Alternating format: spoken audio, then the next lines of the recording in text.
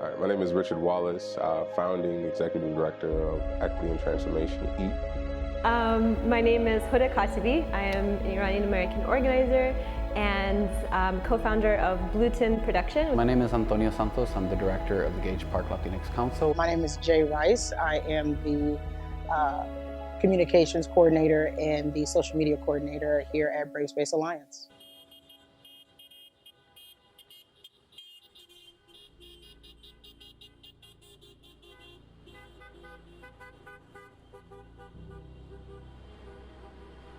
And then an article came out that said that 70% of the COVID-related cases were Black, right? And I was just like, what? So we immediately began to, we pivoted, because as you know, we're heavily into the cannabis equity fight. And we pivoted because they were sending people to jail. They were doing dispersal orders. Upon hearing about it, hearing the news that people were going to have to self-quarantine, all those other things, we knew right then and there that our folks were going to be in the streets. We decided that we were going to do a mutual aid initiative, and we called it a life kit. And in the life kit, we were able to get the basic information on how you can keep yourself safe from COVID, right? So we included pod mapping in the life kit itself. We're like, how do we get direct resources? So we put up a GoFundMe page. We raised about $9,000 on that GoFundMe page to provide mutual aid for COVID-19. And we started handing out gift cards along with the life kit. The reason we got out there consistently is that on our first day, I think it was like March 20-something, I pulled up on Madison and Pulaski, and there was at least 8 young African-American men in handcuffs on the curb. And the white shirt told me, he said, I jumped out the car to talk to him and say, what's going on? And I told the officer, I'm like, they're here to get these life kits. I told them to be here. Right? We took him out of the cuffs, and he explained to me that there's a dispersal order in place and that everybody has to be gone by 6 o'clock. I said, but officer, it's 12. Like, it's 12 o'clock. If the dispersal order is until 6 o'clock, why do you have him in handcuffs? From that point on, I was like, we gotta be here.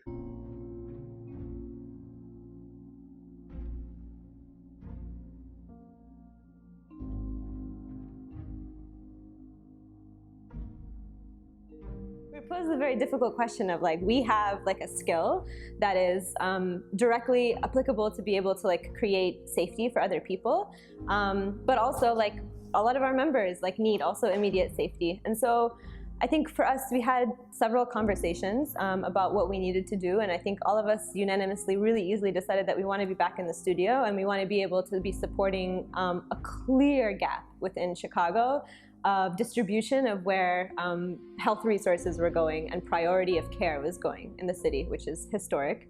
And so for us, like we just wanted to be able to like, okay, let's just make masks and get them to go to the communities that needed it the most, which we felt like was just the easiest and like should be the most easily supported project, right? Just like, we just want to donate masks to people who need them. And it's turned out to be one of the most complicated, challenging projects we have ever tried to undertake because of all of the barriers of racism, like systemic racism, systemic injustice, historic disenfranchisement of communities that literally not only do not support that process, but have blocked us from like being able to get masks to where they need to go. So it's been frustrating, as for just like us just wanting to do one thing of getting our people back in the studio, getting paid and being able to create masks has turned into, okay, so where are those masks going?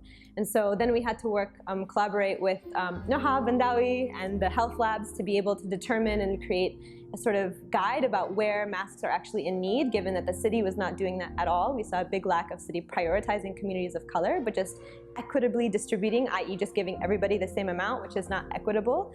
And so then we had to kind of be able to track PPE need within the city of Chicago to determine where actually it would be equitable and correct to be able to be donating those masks.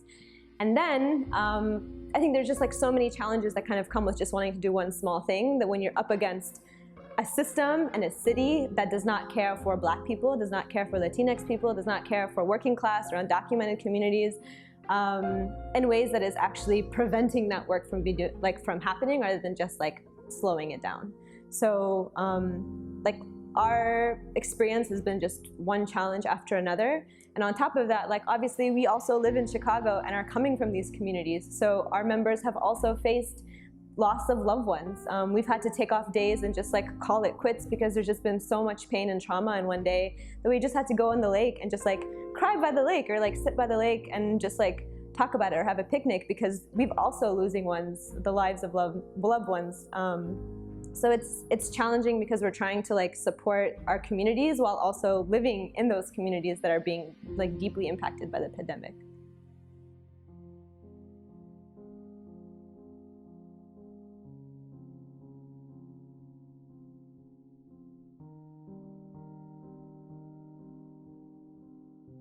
So we started to see the needs of our community during COVID-19.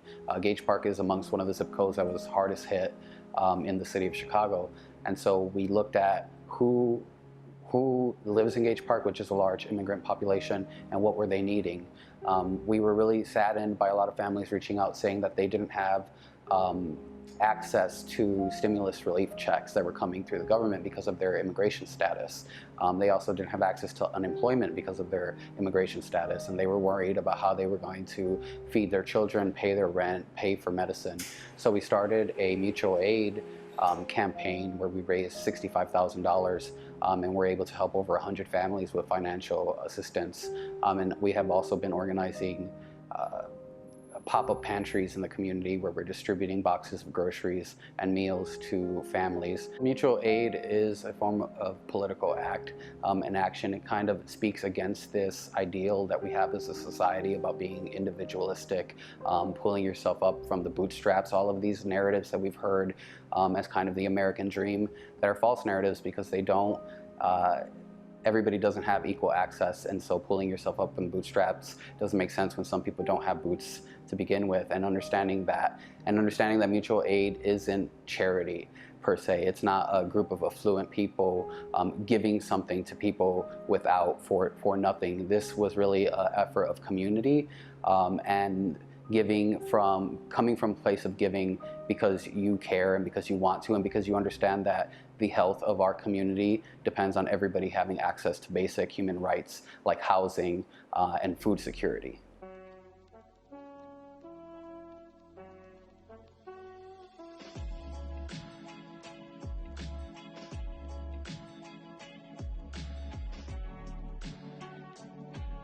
The food pantry was a direct response to the pandemic and to COVID-19.